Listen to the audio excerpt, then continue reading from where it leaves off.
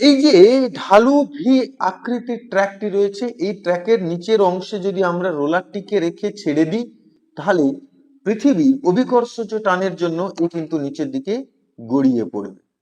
এবার আমরা এই ডাবল ফানেল আকৃতির বিশেষ বস্তুটিকে এই নিচের অংশে রেখে যদি আমরা ছেড়ে দিই, তাহলে কি ঘটনাগুলো ঘটতে পারে? নাম্বার ওয়ান, এই এই বস্তুটির বিশেষ আকৃতি এবং এই আকৃতির জন্য এখানে আটকে যেতে পারে।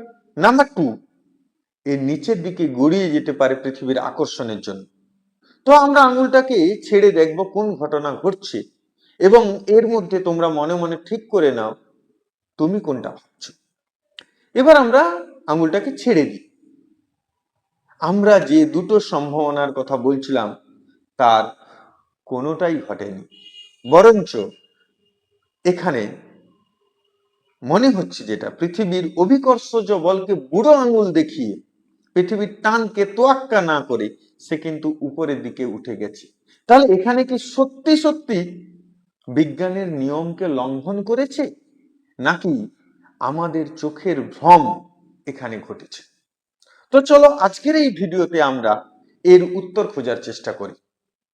কোনো বস্তু যখন উপরের দিকে থাকে তখন তার মধ্যে অভিকর্ষজ বিভবের মান সর্বোচ্চ থাকে, এবং সেই বিভবের মান কমানোর জন্য ও নিচের দিকে নামতে থাকে এবং ভূপৃষ্ঠে এর মান সর্বনিম্ন হয় এবং স্থিতিশীল অবস্থায় এসে পৌঁছায়। এবং যখনই কোনো বস্তু উপর থেকে নিচের দিকে নামতে থাকে তখন তার মধ্যে যে ভর কেন্দ্রটা থাকে সেটাও নিচের দিকে নামতে থাকে।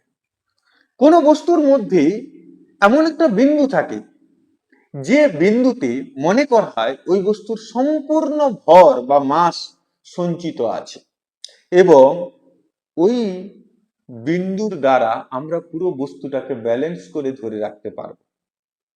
এখন আমরা আজকের এই এক্সপেরিমেন্টটা এক্সপ্লেন করব এই সেন্টার অফ মাস কনসিডার করার মাধ্যমে।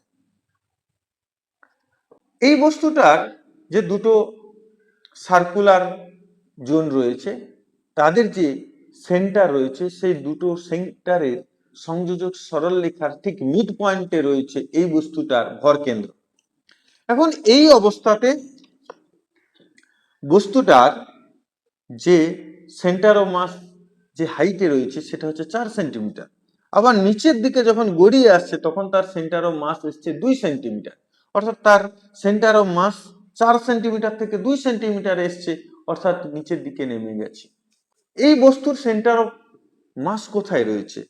এই যে দুটো পয়েন্ট রয়েছে, এই দুটো পয়েন্টের মাঝখান দিক দিয়ে যদি আমরা একটা সরল রেখা তৈরি করি, সেই সরল রেখা ঠিক মিড পয়েন্টে এই বস্তুটার সেন্টার অফ মাস রয়েছে। এই বস্তুটার ক্ষেত্রে দেখো সেন্টার অফ মাস এই জায়গায় ছিল কত?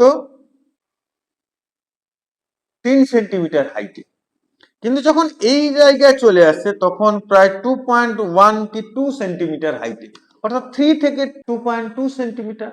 অর্থাৎ সেন্টার অফ মাস কিন্তু নিচের দিকেই নামছে। এখন নামছে কেন? তার যে এই যে কোণাকৃতি আকৃতি, এবং এর আকৃতি থাকার জন্য তোমরা ভালো করে লক্ষ্য করো এই অংশে যখন আমরা এই বস্তুটাকে রাখছি তখন কম পরিমাণ এই অংশটা ভিতরের দিকে প্রবেশ করছে, কিন্তু যত আমরা গড়িয়ে নিয়ে যাচ্ছি তত দেখো তার ওই অংশটা ভিতরের দিকে বেশি পরিমাণ প্রবেশ করছে।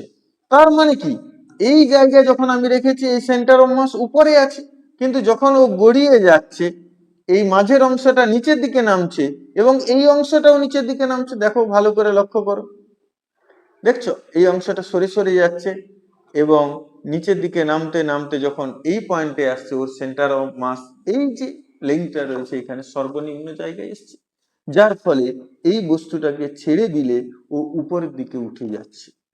অর্থাৎ এই ক্ষেত্রে বিজ্ঞানের কোনো নিয়ম লঙ্ঘিত হয়নি, কেবলমাত্র আমাদের চোখে ভ্রম তৈরি হয়েছিল।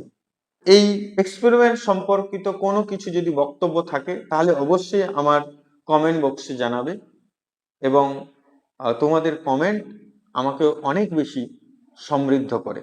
এবং সবশেষে বলি, আমরা স্কুল থেকে কলকাতার একটা টেলিস্কোপ শপে গিয়েছিলাম যার নাম টেলিস্কোপ স্কাই ওয়াচিং সেন্টার, যেখানে একটা 3D মেশিন রয়েছে। সেই 3D মেশিনে ওনারা এই 3D অবজেক্টগুলোকে তৈরি করেছেন